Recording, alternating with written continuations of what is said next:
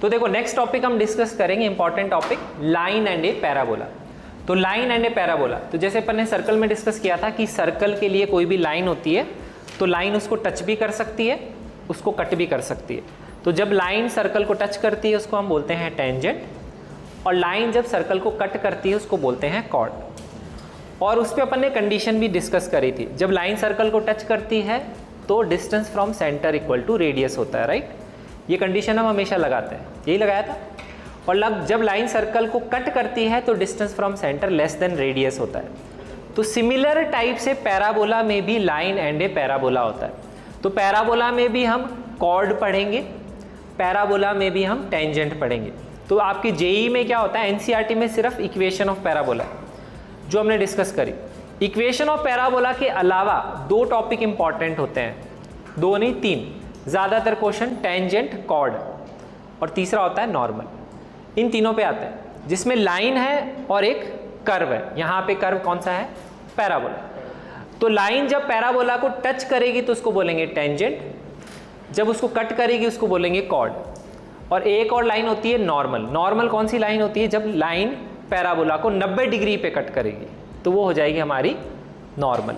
तो सबसे पहले हम डिस्कस करते हैं कि लाइन टेंजेंट है या नहीं है, उसके लिए अपन क्या कंडीशन अप्लाई करते हैं, तो वो डिस्कस करते हैं। तो सबसे पहले हम लाइन एंड पैराबोला में डिस्कस करते हैं कि कंडीशन क्या होती है कि लाइन पैराबोला को टच करती है या लाइन पैराबोला को कट करती है। ये दोनों चीज़ देखेंगे, नॉर्मल फिर हम बाद में डिस्कस करेंगे। तो हम डिस्कस करें यहाँ पे ए लाइन एंड ए पैराबोला। तो इसमें जो अपन टॉपिक डिस्कस कर रहे हैं वो है कंडीशन ऑफ टेंजेंसी या कंडीशन ऑफ कॉर्ड। कि अगर अपने को क्वेश्चन में कभी भी लिखा हुआ है, ऐसे क्वेश्चन आते हैं एग्जाम में, क्वेश्चन में लिखा होता है एक लाइन की इक्वेशन दी हुई होगी और आपको क्वेश्चन में लिखा होगा कि वो टेंजेंट है, या लाइन की इक्वेशन दी हुई होगी और आपको क्वेश्चन में लिखा होगा कि वो कॉर्ड है। तो कंडीशन ऑफ टेंजेंसी भी बोल सकते हैं, यहाँ पर ये भी बोल सकते हैं कि लाइन कंडीशन है।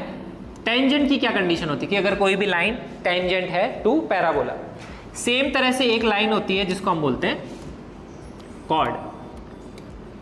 अगर क्वेश्चन में लिखा हुआ है, एक इक्वेशन दी हुई है लाइन की और उसमें लिखा हुआ है कि ये लाइन जो है टेंजेंट टू पैराबोला है, तो आप सॉल्व क्या करोगे, क्या कंडीशन लगाओगे, कैसे क्वेश्चन उसमें बनते हैं, वो हम डिस्कस कर लेंगे, ठीक है।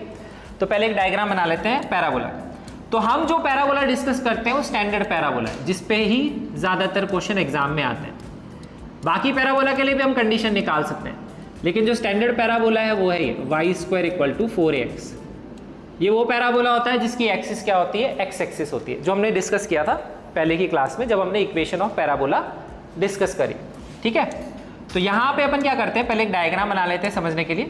तो इसका डायग्राम किस तरह से होता है, ये अपनी y एक्सिस है, ये अपनी x एक्सिस है, और यहाँ पे हम एक पैराबोला बना लेते हैं। तो मैं ये मान के चल रहा हूँ कि a की वैल्यू पॉजिटिव है, तो मैं राइट साइड वाला पैराबोला बना,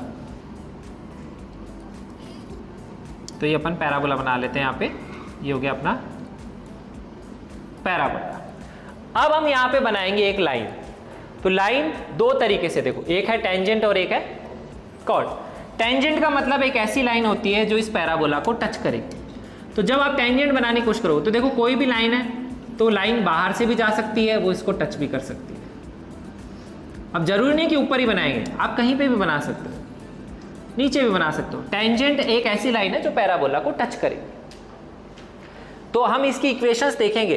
अगर आपको पॉइंट दिया हुआ है जिस पॉइंट पे टच कर रही है तो क्या इक्वेशन होती है, फिर हम देखेंगे कि स्लोप फॉर्म में क्या इक्वेशन होती है। सबसे पहले कंडीशन देखते हैं। तो ये अगर मैं टेंजेंट बनाने की कोशिश करूंगा तो जनरल डायग्राम मैंने ऐसे बना ली कि ये अपनी होगी टेंजेंट। तो ये तो होगी अपनी लाइन जो अपन ने डायग्राम में बना ली टेंजेंट, जो पैराबोला को एक पॉइंट पे टच कर रही है। उस पॉइंट को हम नाम बोल देते हैं P।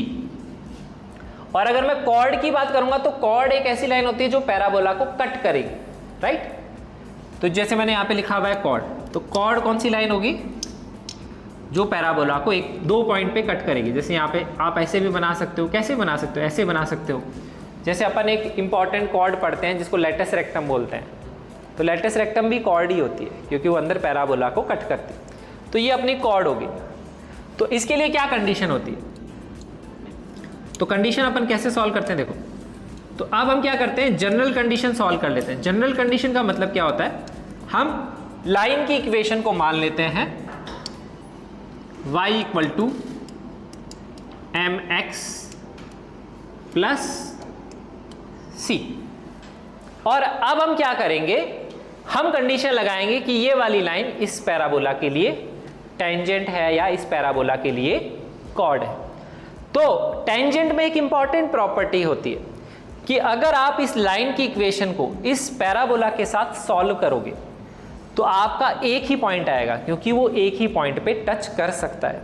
सॉल्व करने का मतलब क्या होता है, हम क्या करते हैं, इसमें से एक वेरिएबल की वैल्यू यहां पुट कर देंगे। तो हम क्या कर सकते हैं, y की जगह क्या पुट कर सकते हैं, mx प्लस c। कहां पे पुट कर सकते हैं, पैराबोला की इक्वेशन। जब हम y की जगह mx प्लस c इस पैराबोला की इक्वेशन में पुट करेंगे तो हमारी x में एक क्वाड्रेटिक बनेगी। देखो कैसे, तो y की जगह mx प्लस c पुट करोगे तो क्या आएगा, mx प्लस c, यहाँ पे क्या आ जाएगा, whole square is equal to 4ax, ये आ जाएगी इक्वेशन। तो ये हम बेसिकली क्या कर रहे हैं, हम इन दोनों का इंटरसेक्शन पॉइंट निकालने की कोशिश कर रहे हैं। इंटरसेक्शन पॉइंट ऐसे निकाले जाते हैं करके, आप दोनों इक्वेशन को एक साथ सॉल्व कर लो तो इंटरसेक्शन पॉइंट आ जाता है। तो जब आप इसको सॉल्व करोगे तो देखो एक क्वाड्रेटिक बनेगी। क्वाड्रेटिक बना लेते हैं सॉल्व करके। तो यहाँ पे लगेगा a plus b whole square की आइडेंटिटी। तो a स्क्वायर मतलब आ जाएगा m square x square, b square मतलब c स्क्वायर, और ये आएगा 2ab। 2ab क्या आता है, 2mcx, यहाँ पे क्या आएगा 4ax। ठीक है, अब आप क्या करोगे, x स्क्वायर को अलग कर लोगे, x को अलग कर लोगे और कांस्टेंट को, सबसे पहले हम x स्क्वायर लिखते हैं तो क्या आएगा m स्क्वायर, फिर x की कौन कौन सी टर्म है, ये भी टर्म x की है और ये भी टर्म, दोनों टर्म x की है, तो इसको इसके साथ लिख लेंगे तो क्या आएगा 2mcx माइनस 4ax। अब मैं इसको ऐसे क्यों लिखूं, मैं डायरेक्टली इसमें से x कॉमन ले सकता हूं, तो मैं x दो बार नहीं लिखूंगा, मैं क्या करूंगा, यहां से x हटा के यहां पे लगा दूंगा ब्रैकेट। ये हो गई ये वाली टर्म, हो गई, और बच गया c। c अपना क्या है, c स्क्वायर। तो ये हमारी बन गई क्वाड्रेटिक इन x।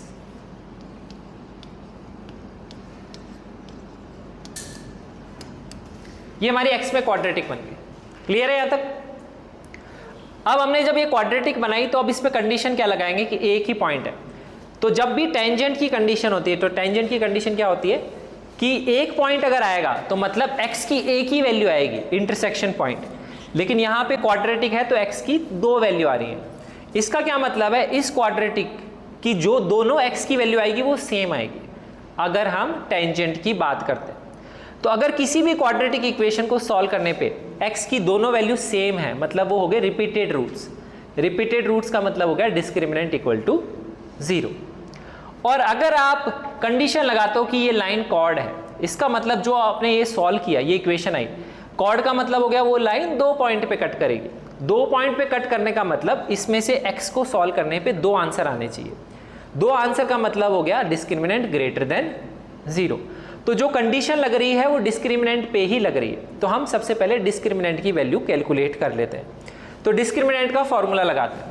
तो डिस्क्रिमिनेंट का फॉर्मूला क्या है, बी स्क्वायर माइनस 4ac। तो b अपना ये है, इसका करेंगे स्क्वायर माइनस 4, a कितना है अपना m स्क्वायर, c कितना है c स्क्वायर, यही आएगा। अब आप इसको सॉल्व कर, तो डिस्क्रिमिनेंट पे ही कंडीशन लगने के बाद में आता है कि वो कॉर्ड की कंडीशन है या वो टेंजेंट की कंडीशन है। समझ में आ गया।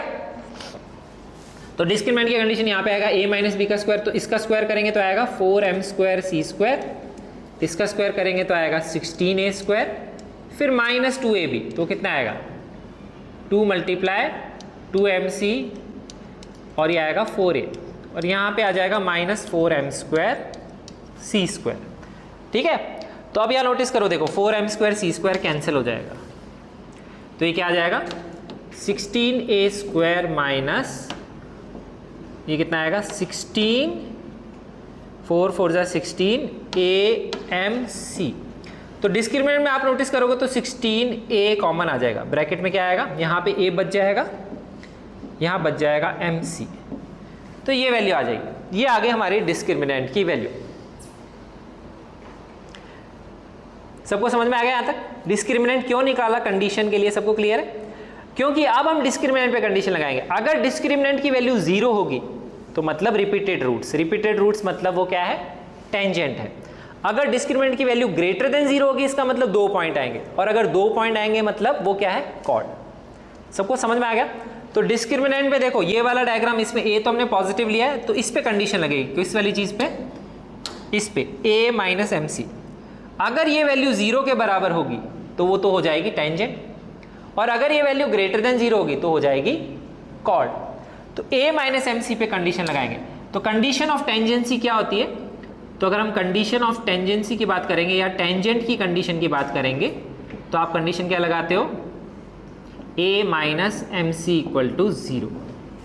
तो यहां से कंडीशन आ जाती है, क्या आएगा, a इक्वल टू MC।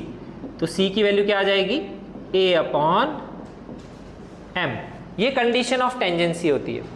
इसी तरह से एक और होगी कंडीशन, वो क्या है, कंडीशन ऑफ कॉर्ड। तो अगर मैं कॉर्ड की बात करूंगा तो कंडीशन क्या है, a minus MC greater than 0, ये आएगा, ये कंडीशन आ जाएगी क्योंकि डिस्क्रिमिनेंट पॉजिटिव होना चाहिए। तो यहां से आ जाएगा a ग्रेटर देन MC। तो c की वैल्यू क्या आएगी, यहां से m से डिवाइड कर देंगे तो आएगा a by m greater than c, या आप बोल सकते हो c less than a by m। ये कंडीशन होती है। ज्यादातर क्वेश्चन एग्जाम पे कंडीशन ऑफ टेंजेंसी पे ही आते हैं जो जेई में क्वेश्चन पूछे जाते हैं। सबको क्लियर है? बहुत सिंपल सा क्वेश्चन आता है जेई में जिसमें कंडीशन ऑफ टेंजेंसी पे ही क्वेश्चन बनाया जाता है। उसमें लिखा होता है ये लाइन टेंजेंट है पैराबोला के लिए।